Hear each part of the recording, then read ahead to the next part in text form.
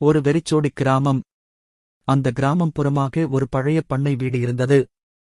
அந்த வீட்டைப் பற்றி கிராம மக்கள் மிகுந்த பயத்தில் பேசினார்கள். அங்க அலைவது ஏதோ ஒரு நிழல்.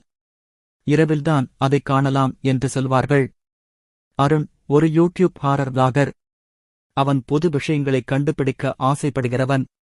அந்த பண்ணை வீட்டைப் பற்றிய கதையைக் கேட்டு தன் நண்பர்கள் விஷால் மற்றும் சந்தியா உடன் ராத்திரி அந்த வீட்டுக்குப் போக முடிவு செய்கிறான்.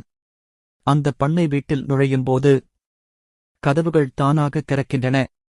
சுவரில் இரத்த எழுத்துக்களில் பின்னே பாரு என்று எழுதப்பட்டிருக்கும். திடீரென ஒரு பெண் கூச்சல் கேட்டது. அவங்க 3 பேரும் அச்சத்தில் நடுங்கினாலும் வீடியோ எடுக்க ஆரம்பிக்கிறார்கள். பொதுவாக நடக்கக்கூடிய பயமல்ல. அந்த வீட்டில் ஒரு பழைய கண்ணாடியில் அருண் தன் பின்னால் ஒரு பேய் நிழலைப் பார்ப்பான். விசாலின் கைபேசி தானாக வேலை செய்யத் துவங்கியது. சந்தியா திடீரென மயங்கி விழுந்தாள். அவர்கள் அந்த இடத்திலிருந்து வெளியேற முயற்சிக்கும்போது கதவுகள் தானாகவே பூட்டிக்கொண்டது. அந்த வீட்டின் உண்மை இரகசியம் தெரியவரும். 50 ஆண்டுகளுக்கு முன்பு ஒரு பெண் அந்த வீட்டில் கொலை செய்யப்பட்டார். அவரது ஆத்மா இன்னும் அந்த இடத்தில் சிக்கிக் கொண்டு இருக்கிறாள்.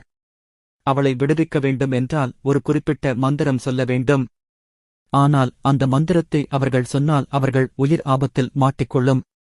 அவர்கள் அந்த மந்திரத்தை கண்டுபிடிக்க முயற்சிக்கும்போது அருண் திடீரென காணாமல் போகிறான். அவன் காணாமல் போன இடத்தில் இன்னும் துவக்கமே இது என்ற இரத்த எழுத்து சுவரில் தோன்றும்.